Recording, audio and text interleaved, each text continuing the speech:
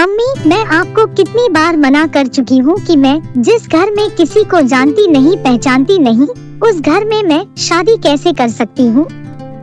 मैं तो ससुराल में बिल्कुल अकेली पड़ जाऊंगी। पर प्रीति बेटिया, एक न एक दिन तो हर लड़की को अपने ससुराल जाना ही पड़ता है, और ये तो हर लड़की के साथ होता है। ससुराल में जाकर एक दूसरे को पहचानना, सबके दिलों में जगह बनाना, सबसे प्यार बांटना, यही तो रीत है।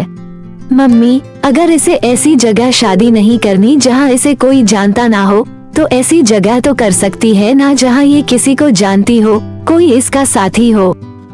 अरे कोमल दीदी, अच्छा हुआ आप आ गए। मम्मी को देखो ना, कब से शादी कर ले बोल रही है। जब मैंने बोल दिया कि मुझे अभी शादी नहीं करनी, तो क्यों बार बार मम्मी जिद कर रही है। ठीक ही तो कह रही है मम्मी, एक ना एक दिन तो शादी करनी है, तो क्यों ना समय रहते खुशी का काम ठीक ठाक हो जाए। वैसे अगर तुम कहो तो मैं तुम्हें एक सलाह दे सकती हूँ। मेरा इकलौता देवर मोहित अभी नई नौकरी पर लगा है और माँ बाबूजी उसके लिए लड़की देख रहे हैं, पर मोहित को अभी कोई लड़की पसंद नहीं आ रही है। अगर आपकी रजामंदी हो तो मैं प्रीति के लिए अपने देवर से बात करूं मम्मी। ये तो बहुत अच्छा रहेगा कोमल बेटिया। अगर तेरे ससुराल वाले इस बात के लिए मान जाते हैं तो तेरे पापा और मुझे तो कोई ऐतराज नहीं। और प्रीति तू बता। मुझे क्या पता दीदी, आपको जो ठीक लगे वैसे करो। अच्छा, मैं अभी आती हूँ। प्रीति शर्मा कर अपने कमरे में चली जाती है। प्रीति और कोमल दोनों सगी बहन थी। कोमल की शादी शहर के एक बड़े ऊंचे घराने में हुई थी। कोमल प्रीति की शादी की बात अपने देवर से करती है। सब लोग इस रिश्ते के लिए मान जाते हैं, क्योंकि प्रीति के स्वभाव को सब जानते थे। सबकी रजामंदी से खुशी खुशी रिश्ता तय हो जाता है और प्रीति और मोहित की शादी हो जाती है। प्रीति नई नवेली दुल्हन बनी नए सपने संजोए अपने ससुराल आती है। सब कुछ बहुत अच्छे से चल रहा था। दोनों बहनें मिलकर खुशी खुशी घर का काम निपटाती। घर का माहौल बहुत ही शांतिपूर्ण था। पर कहते हैं ना, जहाँ 4 बर्तन होते हैं वो कभी ना कभी बस ही जाते हैं। कोमल की सास प्रीति के स्वभाव से बहुत खुश थी। एक दिन सास का एकादशी का व्रत था। कोमल थोड़ी देर से सोकर उठी, इसलिए प्रीति ने सास के लिए फलाहार की कई सारी चीजें बना डाली। ये देखकर सास बहुत खुश हुई। प्रीति बहू, मैं तो धन्य हो गई जो तुम जैसी बहू ऊपर वाले ने मुझे दी। मेरी दोनों बहुएं लाखों में एक है। वैसे तुमने तो फलाहार कितनी सारी चीजें बना डाली, मेरा तो पेट अच्छे से भर गया। माँ जी, आपको फलाहार पसंद आया, यह मेरे लिए बहुत खुशी की बात है। अपनी सास की प्रशंसा की हकदार पहले अकेली कोमल हुआ करती थी, पर अब सास का प्यार बंट गया था। प्रीति की तारीफ सुनकर कोमल को अपनी बहन से थोड़ी ईर्ष्या होने लगी, इसलिए उसके व्यवहार में बदलाव आने लगा। कोमल दीदी, देखना, मैं करी बना रही थी। पकौड़ों के लिए इतना बेसन काफी रहेगा ना? देखो प्रीति, अब तुम मेरी छोटी बहन नहीं हो, तुम मेरी देवरानी हो, इसलिए घर की जिम्मेदारियां सीख जाओ। अब हर समय मैं तुम्हें थोड़े ही बताती रहूंगी कि क्या सही है और क्या गलत है। खुद भी तो बनाना सीखो, और वैसे भी मुझे बहुत सारे काम है।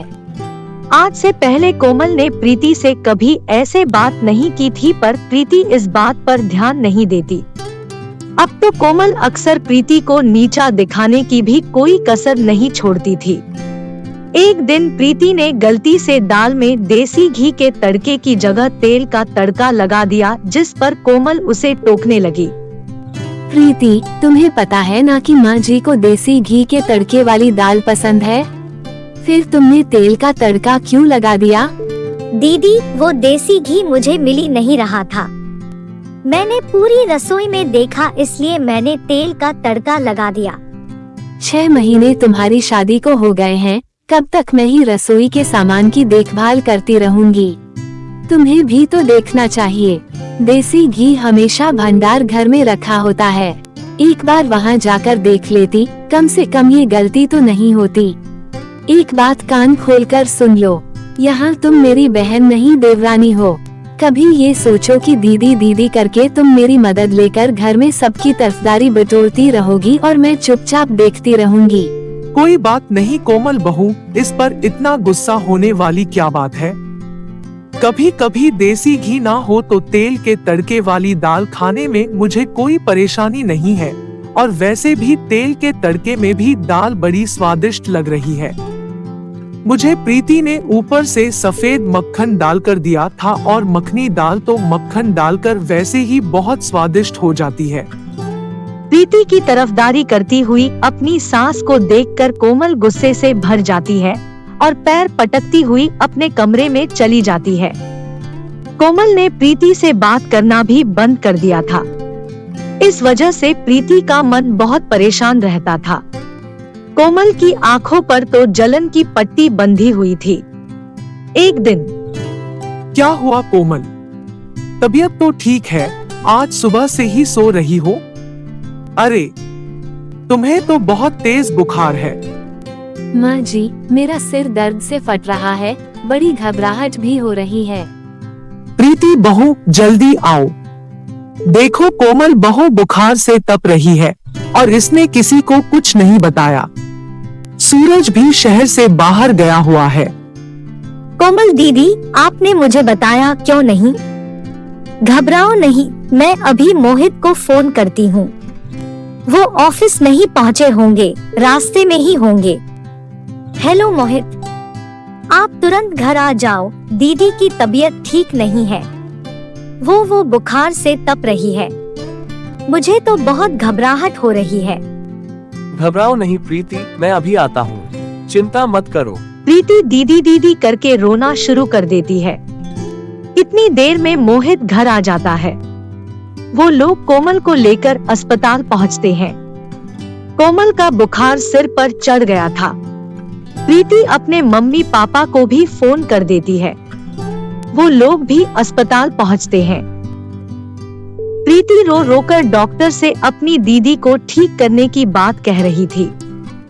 डॉक्टर साहब, मेरी दीदी ठीक हो जाएगी ना? प्लीज, आप उनका अच्छे से इलाज कीजिए। मेरी दीदी को ठीक कर दीजिए डॉक्टर। एक हफ्ते बाद कोमल की तबीयत में सुधार आता है और उसे हॉस्पिटल से छुट्टी मिल जाती है। प्रीति ने कोमल की अस्पताल में भी बहुत सेवा की और घर आने के बाद भी उसका बहुत ध्यान रखा। प्रीति अकेले ही घर का सारा काम निपटाती और साथ ही साथ कोमल की भी बहुत देखभाल करती थी। प्रीति की देखभाल से कोमल बहुत जल्दी ठीक हो गई।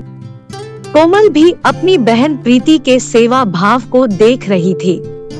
कोमल को अपनी गलती का एहसास कराने के लिए एक दिन उसकी सास बोली, प्रीति ने तुम्हारी कितनी सेवा की है बहू, भगवान ऐसी देवरानी सबको दे।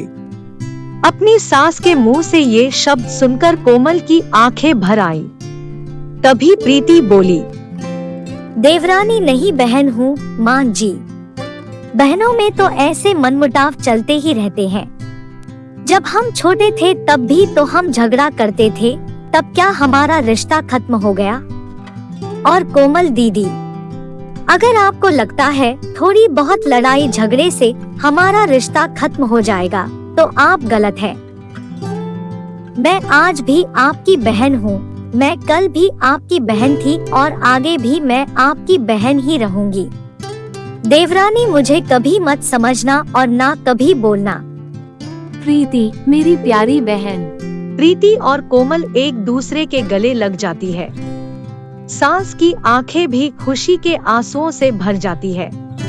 अब दो देवरानी जेठानी नहीं बल्कि दो बहनों का मिलन हुआ था। वीडियो को लाइक करें और ऐसी ही मजेदार कहानियाँ सुनने के लिए चैनल को सब्सक्राइब करें।